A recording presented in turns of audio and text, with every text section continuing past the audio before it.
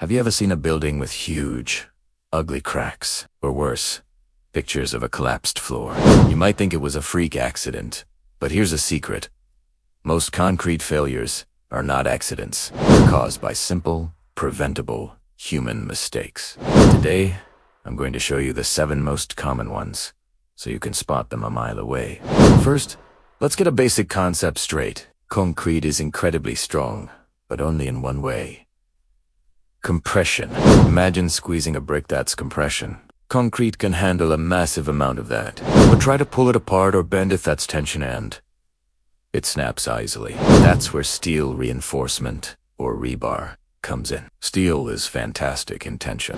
When you combine them, you get reinforced concrete, a material that can handle both squeezing and stretching, making it perfect for buildings. But this perfect partnership only works if everything is done right. Which brings us to mistake number 1.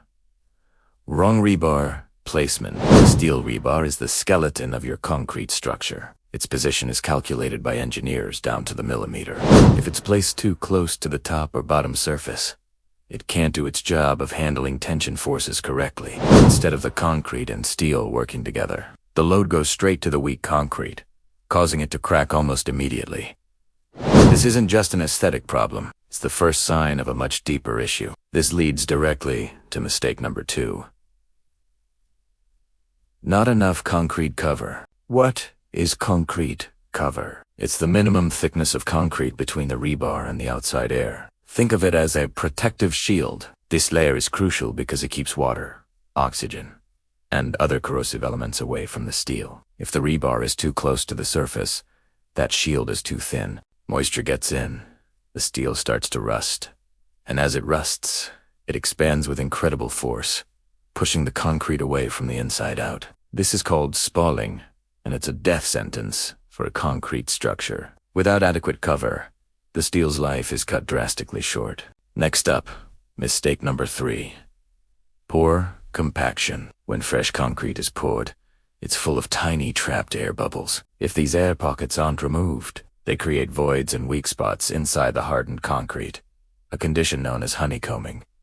You can literally see the holes. To prevent this, workers use vibrators to shake the fresh concrete, making it denser and forcing the air out. Skipping this step or doing it poorly means the final structure won't have the strength the engineer designed for. It's like building with Swiss cheese full of holes and ready to fail under pressure. Mistake number 4 is a classic on construction sites.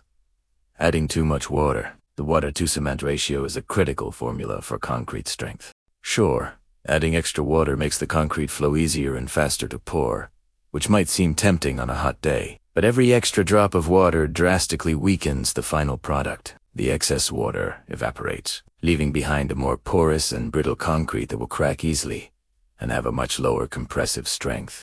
It's a shortcut that saves a little time up front, but sacrifices the long-term integrity and safety of the entire structure. Then we have mistake number 5. Skipping the curing process. You might think that once concrete is hard, the job is done. Not even close. Concrete doesn't just dry. It undergoes a chemical reaction called hydration, which gives it strength. This process needs water and takes time, at least 28 days, to reach its designed strength. Curing is the process of keeping the concrete moist and at a proper temperature during this critical period. If a new slab is left to dry out under the hot sun, the hydration stops, and the concrete will never reach its full potential strength. It will be permanently weak. Mistake number 6 involves the rebar itself.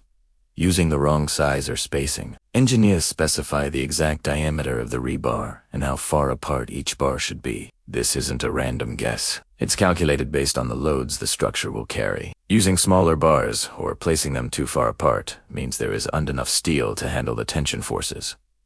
This creates hidden stress points within the slab or beam. The structure might look fine on the outside, but it's internally weak and could fail unexpectedly under a heavy load. Finally, the mistake that ties all the others together.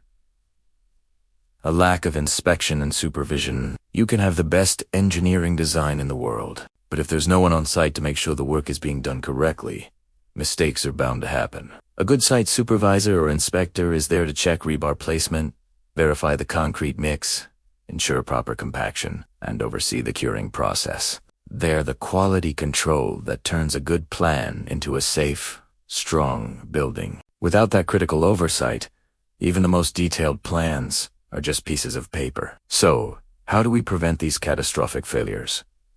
It's not magic. It's about following a disciplined process. It starts with a solid engineering design. Then, it's all about execution. Using the correct materials, ensuring proper rebar placement, and cover. Compacting the concrete thoroughly, sticking to the right water-cement ratio, and curing it properly. And overseeing it all is constant inspection and quality control. When these steps are followed, you get a structure that is safe, durable, and will stand for generations. It's not about avoiding accidents, it's about preventing mistakes. If you want to learn more about how buildings really work, based on solid engineering principles and not just contractor myths, make sure to follow our channel. We break down the complex world of construction into simple, clear explanations. Thanks for watching, and I'll see you in the next video.